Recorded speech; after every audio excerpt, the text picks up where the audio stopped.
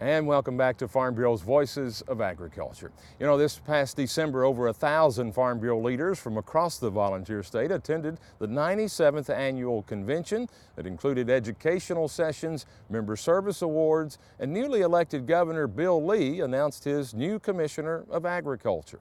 But what's really important is that he is committed to carrying out my vision for strengthening the ag sector in the state of Tennessee.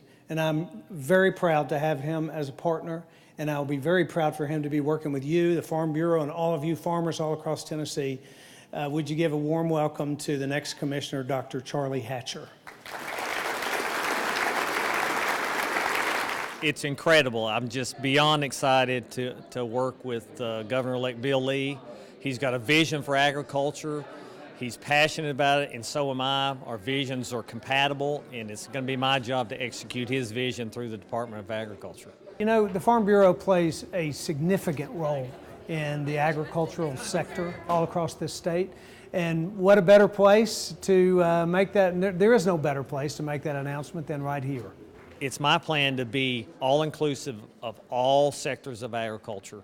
You know, I've got a strong livestock base, but I'm totally aware of the crop sector, value-added sector. Forestry is a concern of mine as well. It's a big part of the department, and I've got some learning to do there, but I've worked with them in the past through the bird flu outbreak, and so I know those people there. So I'm going to get my feet wet and try to learn current state of affairs.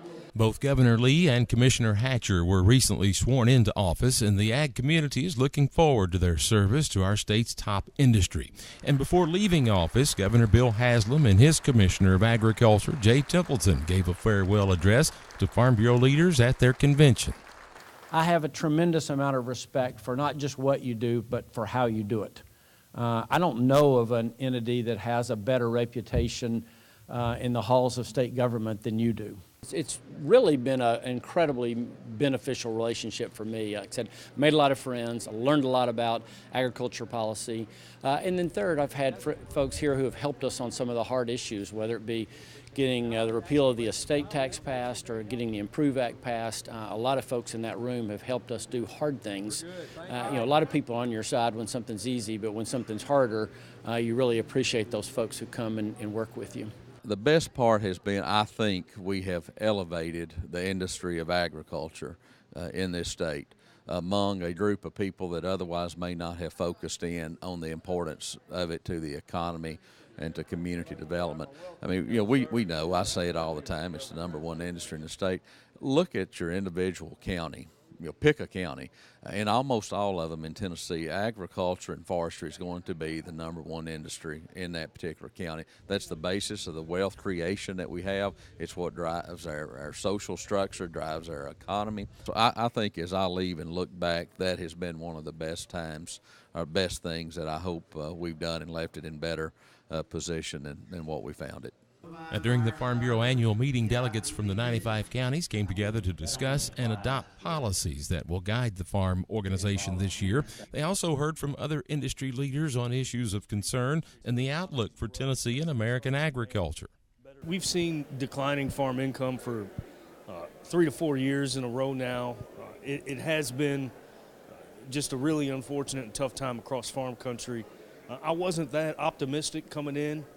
But I think the developments that we've seen in recent weeks with the Farm Bill having all the principals agree to move forward, and then potentially finding a ceasefire in this trade war with China really does improve the outlook. I think it gives us an opportunity to get back into those markets, build those relationships, and that's what's going to be so key to turn around the farm economy. The need to advocate for modern conventional agriculture is critical. Because, you know, you think about all the innovation that has been created in the last 30 years around agricultural production in America. It is amazing what genetic progress has been made in animal agriculture, what agronomic progress has been made in row cropping. It's amazing. We won't go backwards in innovation, because we're an incredibly creative bunch. We just figure stuff out in agriculture. So I don't have any question in my mind at all about whether or not agriculture will be able to figure out how to feed this planet. We just need to make sure we add ag communications to our to-do list so that we get permission to do what we can figure out how to do. Farm Bureau leaders also elect their board of directors at this state convention, and 2 longtime members of the board not seeking re-election were honored for their years of service. Women's Committee Chairman Jane May and East Tennessee Director David Mitchell.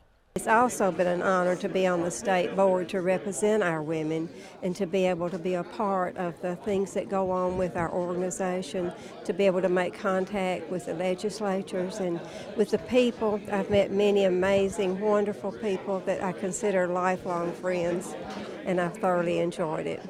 I hope it was that I was part of the people that saw a lot of these things happen, that got some things done for Farm Bureau.